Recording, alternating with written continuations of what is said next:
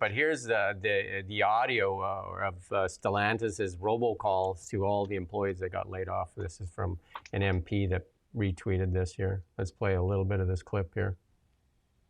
This is breaking news. I just got this audio recording. I cannot show the video. I can only share the audio, so listen to this. This is Plant Manager Alex Pettis. I'm calling today because I want to share some important news that involves our plant. Our CEO, Antonio Pelosa, just announced the largest single investment in our company's 100-year history, $13 billion over the next 4 years to grow our business in the U.S.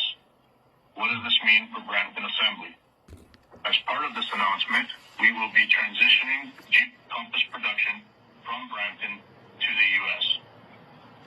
We understand this is incredibly difficult news, and we want to acknowledge the impact it has on you, your families, and the entire Brampton team. Our leadership has plans for Brampton and will share them upon further discussions. That's good. Still a lot clearer than any speech Mark Carney's ever made, but nonetheless quite disrespectful. The Conservatives put forward a motion to end the EV mandate, and guess who voted against it? Everybody, I would imagine. Is it not just the Liberals? Yep. So there you go. They've been told by the American auto manufacturers, get rid of the EV mandate. The 6 CEOs, and then the head of the automobile manufacturers here in Canada said, get rid of it. But they're there to help the automobile manufacturers. They're going to fight for every job other than remove the EV mandate that is actually killing the jobs. Makes sense? Must make sense to somebody. Make sense. It does make sense if you go back to what we were saying about those LGBT and feminist groups and all the rest of it. Like, you'd think at a time like this, why would you be chucking that kind of money around? But then you just think about the dynamics of the Liberal Party. To apply the same logic to this. This is just another example of patronage. It's an attempt to try and give something to the climate lobby, as they call themselves. And the reason that the automobile manufacturers want the EV mandate tossed is because they don't make money making EVs. And here's GM, even in the US. They're going to cut EV battery production and 1,200 jobs at Detroit plant because they're going back to gas, hybrids. That's where they're making money, so that's what they're going to do. And, I put it on my LinkedIn. If Carney really wants to keep an automobile sector here in Canada, pitch to GM and Ford and that and talk to Trump and say, we'll do all the EV stuff here. Maybe they'll let you have the EV plans because, Trump doesn't care about them. And, I know they don't want to completely give up on their EV plans, but I don't know. It's just an attempt. It's like a heavy-handed attempt, isn't it, from the government to try and lead and guide commercial activity.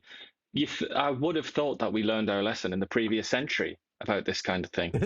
Doesn't really work, does it? Especially when you have such low-grade people, I'm sorry to say, such low-grade people who think that they can step into a market, numerous markets, like such complex things. They think that they can just step in and say, this is what's going to happen. I mean, the obvious has now occurred, hasn't it? And it will just keep being the same thing until they recognize the limits of their own power. But if you had a little bit of common sense, you would look to California, which is the EV hotbed of the United States of America. And they got about a 20% adoption rate. And you would say, their climate's different than Canada's as well. But we want 100% adoption in Canada. Weird.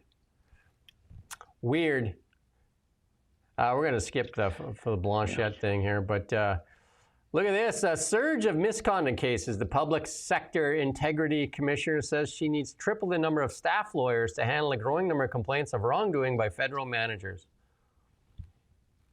A surge of submissions left a backlog of hundreds of whistleblower complaints alleging misconduct and corrupt practices. The government is just rife with this stuff, like in so many departments. And now they need more lawyers, and that's going to cost more money. With the current caseload and resources, most cases are being delayed at the initial submission stage before assignment to an analyst. The commissioner's office currently has 8 lawyers on staff. It needs 22. That's how much corruption and misconducts going on in these federal ministries. The backlog of complaints from federal whistleblowers is 283 cases. Whistleblower complaints are investigated under the 2007 Public Servants Disclosure Protection Act, intended to shield federal employees from reprisal. And then don't rock the boat, is what they're being told. A 2022 federal report said employees were increasingly unlikely to report corrupt practices. The reality is workplace culture is dominated by an attitude that no one should rock the boat. And that's from the report. That's such an indictment, that, isn't it? That's just, they don't call out corruption because you don't rock the boat. What is that? Well, another way to say that is like everybody's feeding well at the trough. Why would you wreck it? Do you know what I mean? Like, everybody's getting lots. Shh, quiet now. Yeah, basically. You're going to ruin it for everybody. Like, we're all at this trough. That's CBC, basically. They're at the trough. And, you know, like other media outlets like us to complain about Bill C-18, they're basically saying, shut up, right? We're making out like bandits here. But where's the patriotism? Like, you know, to work for the federal government, you have to be a Canadian citizen, I think, in almost most jobs anyway, in most cases, unless they've changed that as well as with the military. So but like, you think, where's the patriotism? Where's the like, oh, this is my country being like undermined from within? I love Canada, therefore, but apparently not. It's just like, let's not rock the boat. So the whistleblowers, this is what the whistleblowers got. And Canadians should be just absolutely, and go find this story on CBC. Go try and find it. Go find it there. And the whistleblowers, this is what they get. Reprisals range from being shunned by other employees to reassignment, increased workload, having one's work increasingly scrutinized, being labeled as untrustworthy, and ultimately fired. Don't rock the boat. Everybody's feeding at the trough. Canadians can't put food on the table, and they want you to be quiet there in the federal government. Just like, because like, how are we supposed to just like feast while Canadians starve? I don't know. Very sad, isn't it? And the people that do report end up being shunned by other that's what employees. I mean. Because it's basically like, what are you doing? It's like you know, I used to work in an accounting firm, and one of the things that we had a client come in just like, and they were trying to sell, like, I think it was a laundromat, and they're just like, what's the average for skimming? And we're just like, what? Well, I need to sell the business now. I need to know what the average of skimming is, because, you know, like, I skim, but I don't know what the average is. What can I tell you? I'm just like, what is going on here? What's the average? Jeez.